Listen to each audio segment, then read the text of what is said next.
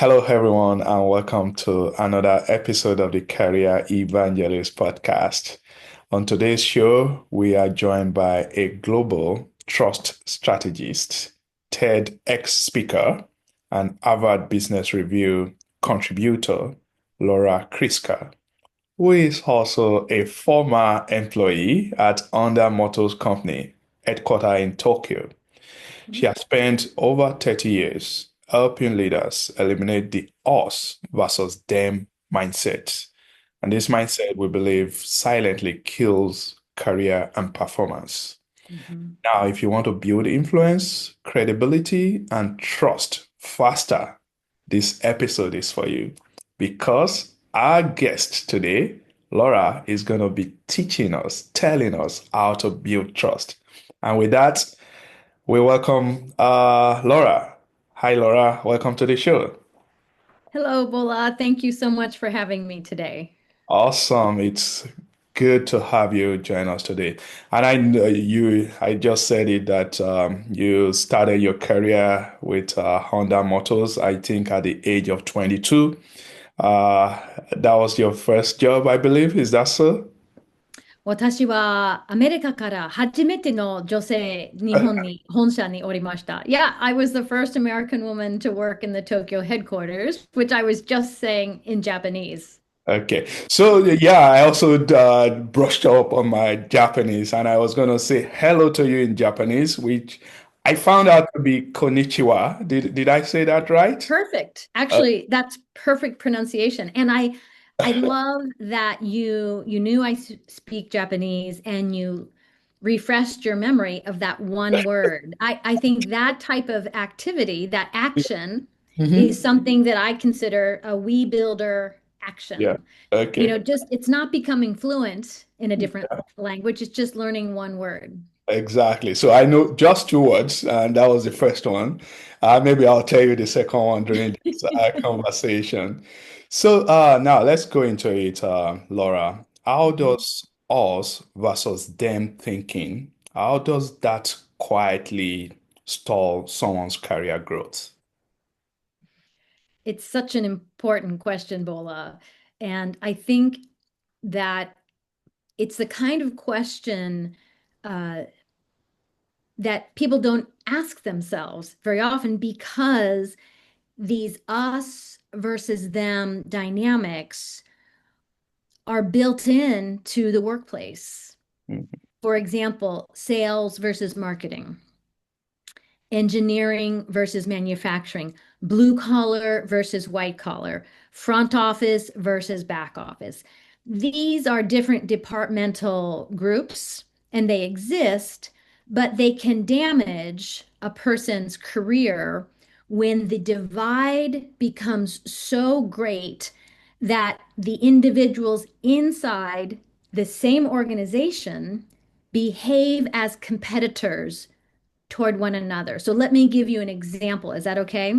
Perfect. Yeah, let's go to it. So I was working with a client a while back, and they literally said to me that the other department, they were in one department and they were talking about the other department inside the same company. Mhm. That other department will not share information with us Oh, about clients. that- Um, and I mean, I hear examples of this all the time where there's some tension. Sometimes there's just open resentment between these different departments. The way it usually shows up is in small comments. Mhm. If I'm in a company, I'll listen to the way people talk about others. A typical example, I live here in New York. There are many companies headquartered in New York, and Yeah. they'll be satellite offices. For example, in Houston. You're Mhm. in Houston. This Yes. actually just happened last week. I was talking to somebody in the headquarter of their company, and they were talking about the Toronto office. And they were just every time they brought up the Toronto office, there was just rolling their eyes. Oh, the Toronto people, they won't do this, they won't do that. And this was a leader speaking to me, an outsider. Yeah. Now it wasn't open hostility. It was this kind of low grade um, frustration, and it was characterizing everyone in the Toronto office as uncooperative, hard to deal with, whatever it was. So those to me are indications of an us versus them dynamic that has gotten overly divided. Obviously, different every company has different departments. These departments have different mandates. People should be doing different types of work that are aligned with their expertise. But when these divides get so intense or deep that there is that type of casual comment or even open resentment about people in the same organization, that's where it's damaging both the company, the departments, and the individual's career. So, Laura, I think you are spot on. I personally have experienced this as well Oh, in really? here, this us versus them. And I'll tell you this, I tell people that we are one team, right? As long as we belong to the same company, same organization, we are playing in the same team. So we should see ourselves as one team. Now, I think we can both agree that this is a problem. Now, how do we solve this problem? What are some ways, some ideas that people can start building trust so that interdepartmental people will see Mhm. themselves as one belonging to the same company? How do we do that? I'd say there are two strategies. One is at the leadership strategy. Mhm. Leaders themselves need to be aware of how they talk and frame conversations about other groups. And in my book, The Business of We, I give examples of us versus them language and what I call we building language. So leaders need to be we builders. And a Yeah. we builder is a person who takes action that limits us versus them gaps. So, like when we started out and you used a phrase in a language that I know, that's an action that limits the gap between different languages. So, with departments, us versus them leadership language would sound something like this. Um, that the Houston office never meets their deadlines. Again, I can't believe they haven't met this month's deadline, right? So very complainy, very attacking, characterizing the whole group as the same. And Mhm. a we builder doesn't ignore the problem, right? Leaders have to understand these problems exist, but a we builder might say, you know, I noticed the Houston office has missed three deadlines in a row. And by missing deadlines, it's impacting our ability to meet our customer needs on time. So this is a big problem for us. Does Right. anybody have some solutions, or does anybody have insights, or how can we try to solve this? Does anybody understand? So it's just even just the framing of how leaders speak is Yeah. one solution. And then another solution has to do with the relationships people have within the organization. What Yeah. I noticed with Japanese companies versus US companies has helped me think about this in a completely different way. And Bola, I don't know how familiar you are with the way Japanese companies tend to hire and employ people, Mhm. but there's a general pattern of hiring people straight out of high school or college. Mhm. And then in mainstream companies, they stay their their entire careers and they're moved around a lot. Mhm. And so rather than having an expertise, for example, in accounting or engineering, people literally might be moved between accounting and engineering. And so that pattern of transferring people and a lot of movement fosters more understanding and better relationships throughout the organization.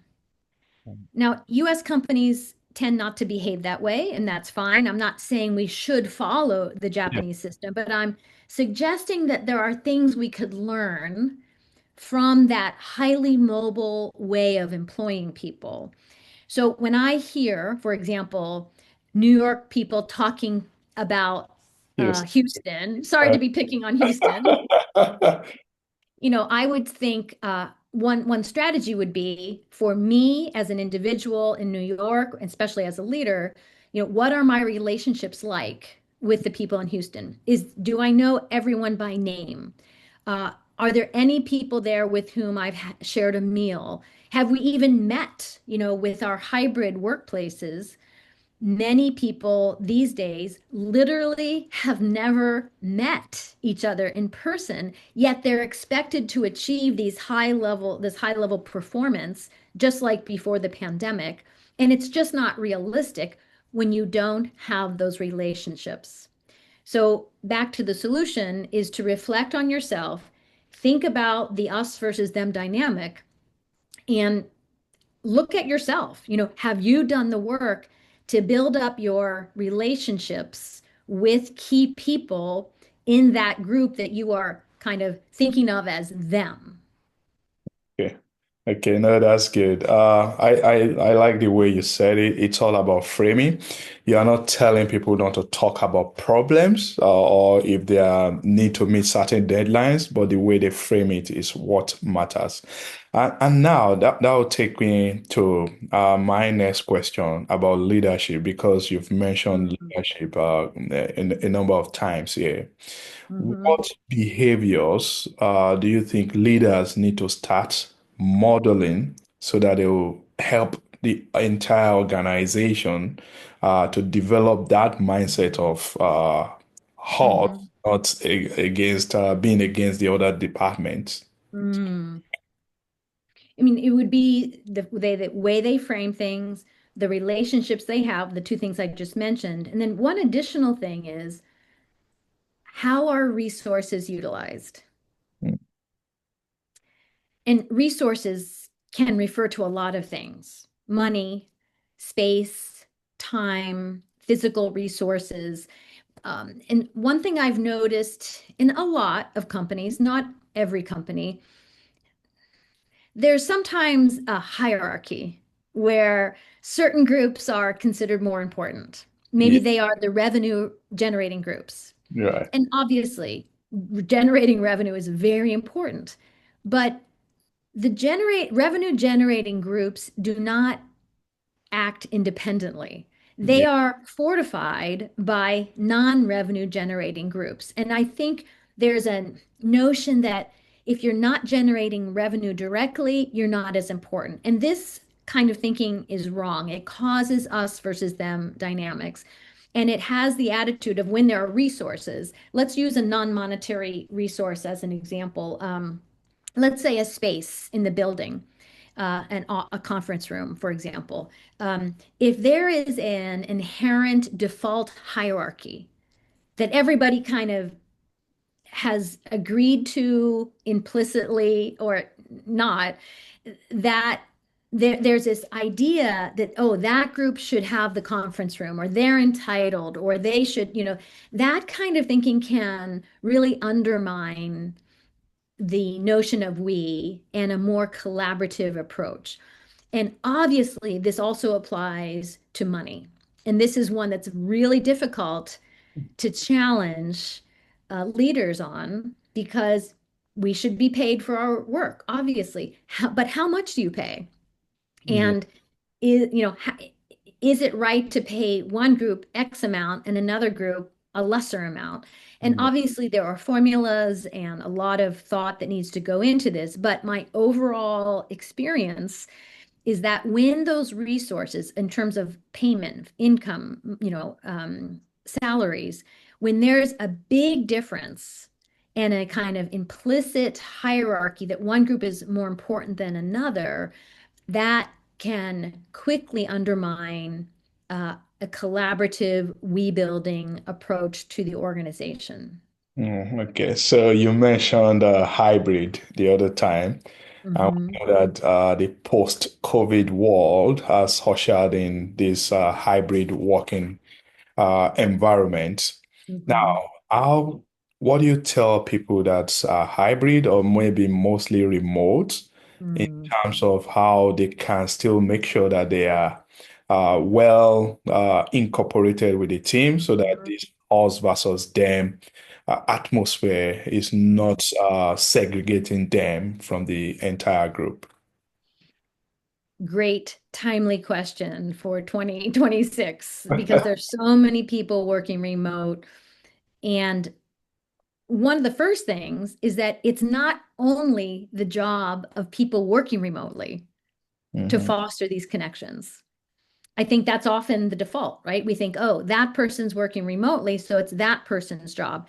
But everyone has some responsibility to be fostering this environment where, whether you're remote, whether you're hybrid, whether you're in person every day, where you're making connections with people throughout the organization. Because again, if everyone's not working toward the same goal, the whole organization is not operating at optimal productivity. So, some very practical tips um, would include thinking about, again, those relationships. What I notice is that people who work in the same space are better connected, right? It's kind of human nature. You see someone, you have small talk, you share lunches and things like that. You're literally in the same space. It's much easier to be developing some familiarity and some kind of professional relationship. So people who work hybrid need to make the most of their in-person time, whether that's, the once or twice a week, or what I'm noticing companies doing is bringing people together once a quarter, once a month, where people literally get on planes, fly to one location. But this is the problem. I see companies make that commitment. They bring people together, they're spending time, they're spending money, and then they don't properly leverage this golden opportunity where everybody's together. For example, they'll have a meeting that they could have had online. They waste their time, right? Or they'll foster support like, oh, let's have lunch or let's have dinner, where people end up sitting next to those they already know anyway. What's the point? So those times when they actually get people together need to be more strategic. So if you're getting people together and you're having a meal, it may sound kind of elementary school like, but I would mix people up on purpose. I'd say, hey, let's pick numbers and sit next to somebody new, for example. That would be an easy we building action. Okay. But otherwise, I think it's important to use that time strategically.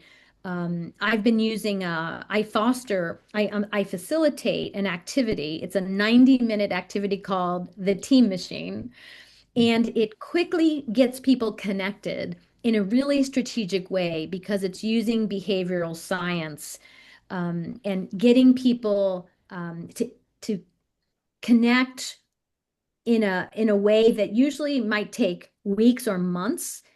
It takes a couple hours. Okay. So we've been talking about we building mentality. I want to hear from you. How do you work with organizations to establish this we building approach? What do you do? What's the process like? The process usually is starts with leaders. Okay. And so I would often facilitate the team machine activity that I just described with the leadership team. And it not only brings those leaders together, but it helps identify where the big silos are in the organization. Leaders usually already know, but they're too busy to talk about it or they don't want to talk about it. Right. And doing a simulation on your feet, interacting with other people, helps to reveal in a somewhat lighthearted way where the barriers are in that particular group. And then that leadership team talks about it and comes up with some solutions. The fascinating thing to me has been that it does not take that much time. Mm. if you have a little bit of strategic time in person, much of the follow-up is done virtually.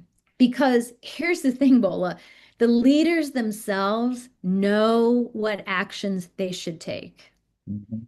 Yeah. And with a little bit of encouragement and understanding that these little actions will have a big impact on the whole organization when they see that so clearly through the experience of the team machine, um, they're motivated and they take these actions and there's an immediate payoff because they build trust, their relationships get stronger, they start solving problems when they're manageable and small rather than waiting till there's a crisis.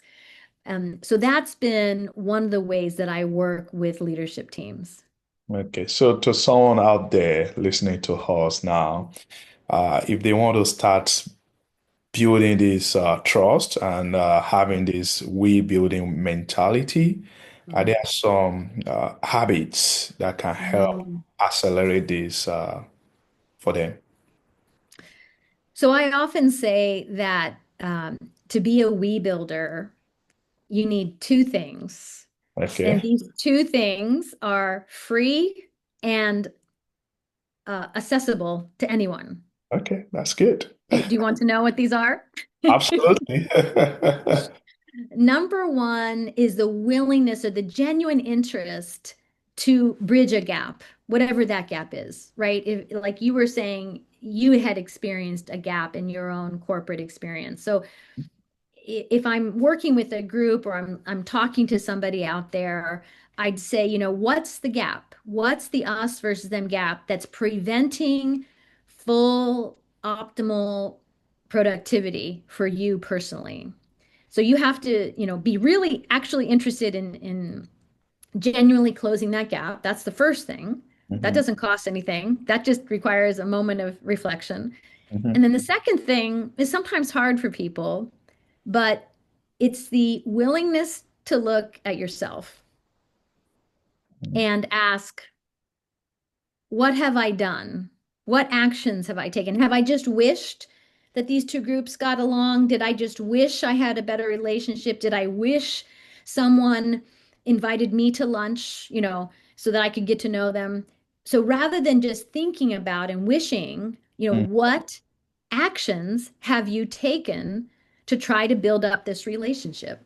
And usually something that can be done. And a lot of times it doesn't cost anything. It requires learning people's names, spending time in conversation with them, asking simple questions about their work, trying to understand what their goals are, and saying, is there anything I can do to be supportive? I mean, these are simple, no cost actions that anyone can take, but often we don't. We don't have time. Um, we're not sure about doing or saying the wrong thing, so we hesitate. I mean, there are many reasons why people don't take those actions, and that's part of my job when I work with a company. I will go in and I'll challenge people gently, and 99% of the time, people will step up and take the actions that they've already been thinking about, but they just, for whatever reason, didn't do before. Okay, so as we are coming to the end of the show here, I always love to hear success stories. I want to hear from you, maybe any example where you help transform an organization or a team from Mhm. them to now the horse or what we call the we building mentality. Mhm. So, So I'd love to tell you about a success story I had recently. Actually, this was in Houston, a oh, company that I worked with, a okay. leadership team of Hmm. a large organization, and the members of the leadership team, some of them were in Houston, some were in Florida, and then one other city, I can't remember.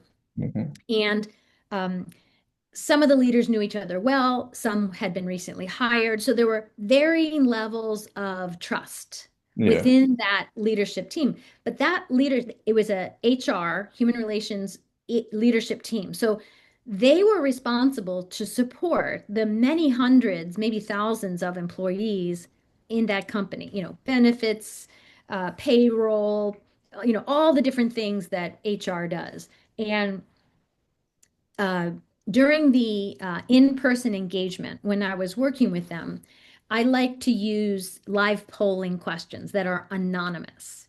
Okay. I happen to like Mentimeter as a tool. It's an online tool that's free.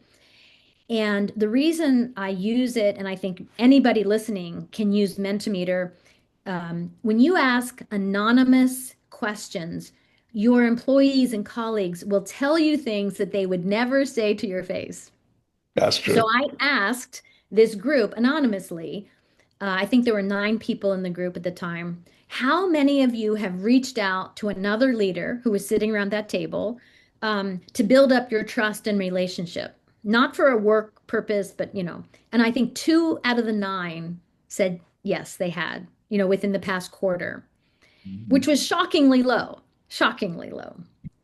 So we did the initiative with the team machine. We helped identify some of the problems that existed.